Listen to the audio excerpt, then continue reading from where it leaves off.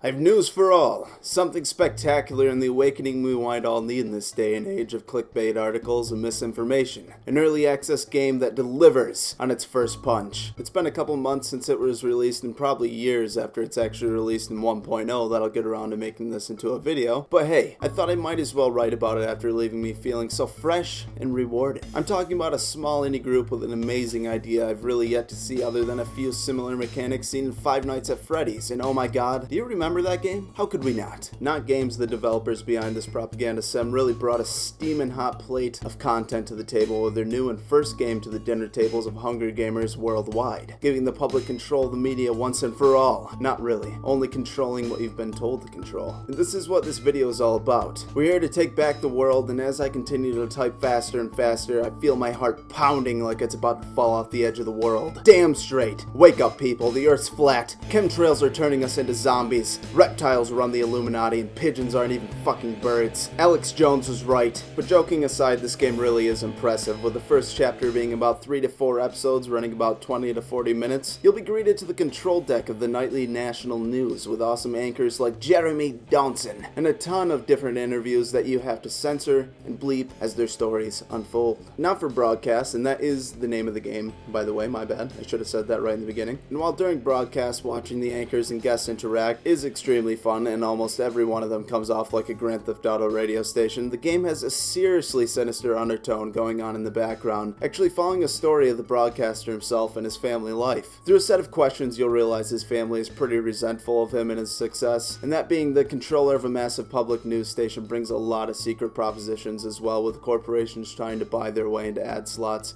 with some harmless or not so harmless products, to law campaigns advocating for the unburdening of the elderly, which is essentially just implementing euthanasia for the old so that the young can live free without having to worry for their parents. And yeah, it's kind of fucked up as it unravels through the game, because it happens through the episode, so you just see like an advertisement here, an interview there, and then a law passed there, and then it's cool. It's really neat to see. Controlling the 4 feeds can be difficult at times, but it is a pretty fun mechanic, having to switch strategically to capture everyone's talking points and reactions in a timely manner, all to increase your news ratings, as you'll also be monitoring as it rises with clickbait thumbnails, reactions, and falls to anything that might possibly upset your old nan. Not Games aims to upset your old nan. And that's not just a statement. That's what they're saying right up there, right there on the screen. Every broadcast seems to bring something new to the table, with one airing during a massive thunderstorm where all the controls are electrified and only allowing you to switch between feeds and mess with the TV static at certain points, or risking the chair for the perfect shot, as well as only being able to bleep out curse words at the last second, all this feeding into an ever-depleting rating score until you're ultimately fired from the radio station. Gameplay mechanics here are pretty fun, but what I think is most interesting about Not For Broadcast is that you're essentially dealing with an underground society running the nation from every TV out there. This game does a great job in not only being incredibly funny at times, but just seeming a little too eerie with all the underlying plots going on,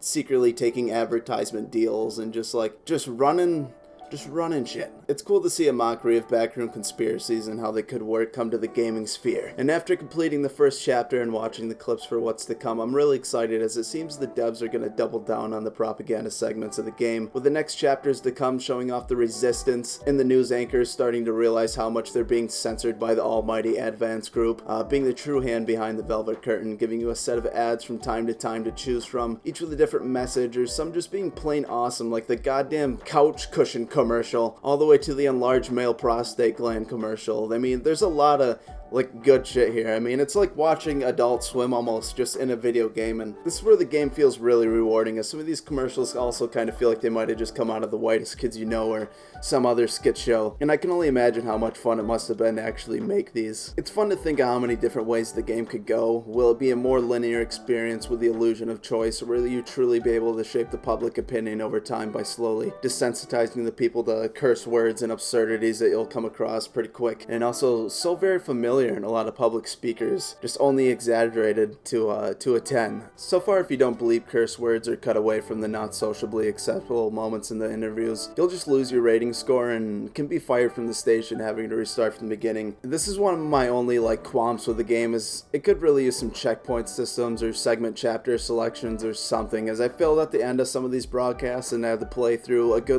10 to 15 minutes just to catch up to where I was. And that actually kind of got pretty frustrating, especially during the thunderstorm level where you're dying and shit. I think Not For Broadcast has a ton of potential, and if you're into FMV games, you can't miss it. It's like creating your own little skit show, and even cooler, after each broadcast you actually get to watch the whole thing as a running show from start to finish, seeing your fuck-ups and watching all the horrors you tried to cut around during the show with news anchors freaking out or complaining. And this adds a good chunk of playtime if you're willing to actually go through each individual camera all the way through each broadcast. It's not even totally not worth it. There's a lot going on in the background, with one hilarious moment where an interview is stopped by an interrupting girlfriend, ending the relationship just straight up on the spot, and the guy's trying to tell her just hold up, I'm in I don't know, you just check it out yourself. But anyways, buy it. It deserves your money. It's an indie game. I say this every time. It deserves your support so we can get so many more of these games, so we don't just always have to be playing Call of Duty and shooters